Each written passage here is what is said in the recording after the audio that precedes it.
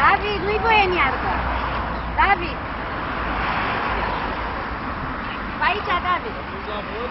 Da. De ce n-are crescut? Da.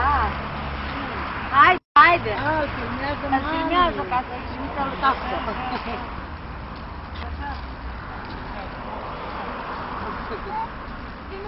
Nu încolo, David, hai aici. Nu am văzut, știi, chiar am fost la vecina, dar nu l-am văzut. Vecina o ca la piață, dar el nu l-a văzut. Dar el se mai zice, dar alții cum e de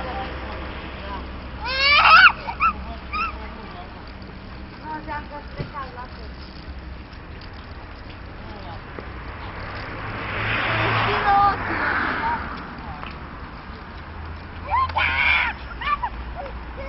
Hai, pe acolo.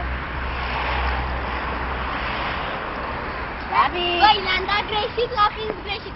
Își dădea mâna așa David, când nu-i le-a acolo, dat uite aici, hai la bun, David! David, hai! Dar nu te enerva, hai! David!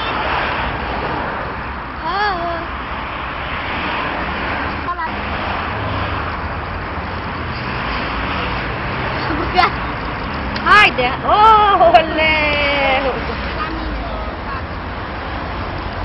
Lasă-l, Antonia, nu eu mai dat așa, nu prea. Dar lasă-l, Antonia, că merge fără ea, te rog frumos, lasă-l în Asta eu mai dau sau nu?